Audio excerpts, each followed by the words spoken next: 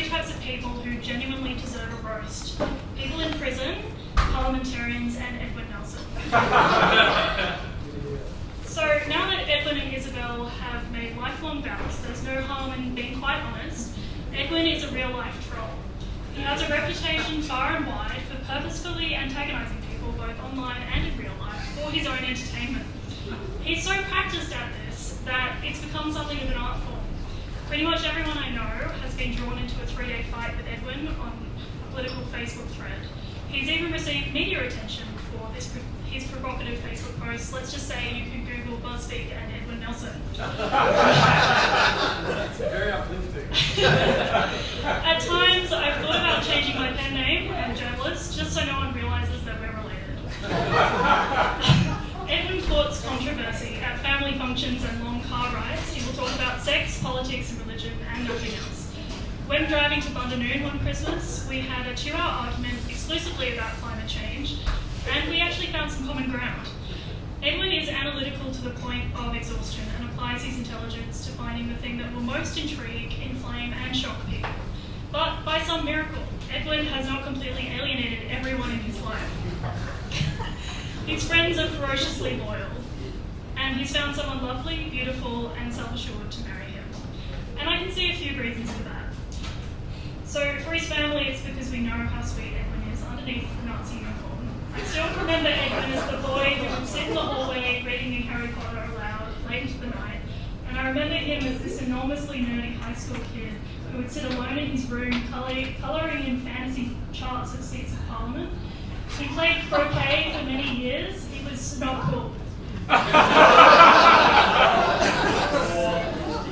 He's given up drinking for life as a commitment to a friend.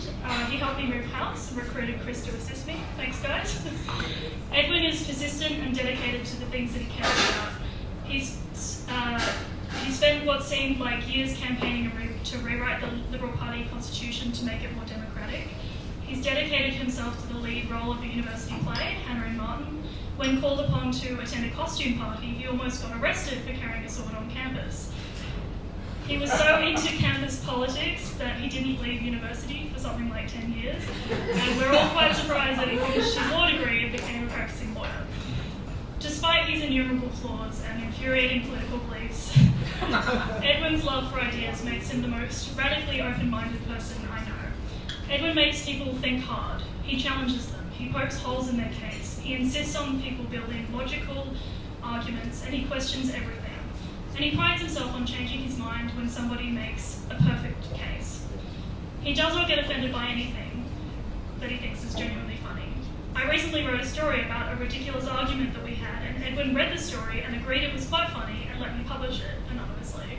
I can't think of anyone else who would let me do that. Edwin is inclusive to the point of ridiculousness. One time, Edwin invited me to celebrate the federal election at a house of a Liberal Party candidate in Congo.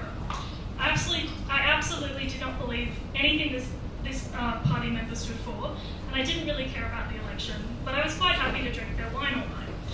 Afterwards, for balance, Edwin accepted my invitation to a Greens leading election party in Newtown and wore his Liberal Party t-shirt just to poke the bear.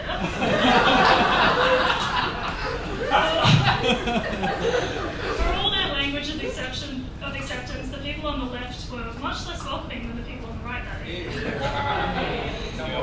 And let's not mention the time Edwin decided to apply for the same Greenpeace job that I wanted to apply for. And his job application was pro-climate change. I've never seen Edwin capable of being sincere or respectful about anything much. But what is so wonderful is that he is that way about Isabel. I can see that sweetness coming through again, and it warms my heart. I wish you both all the happiness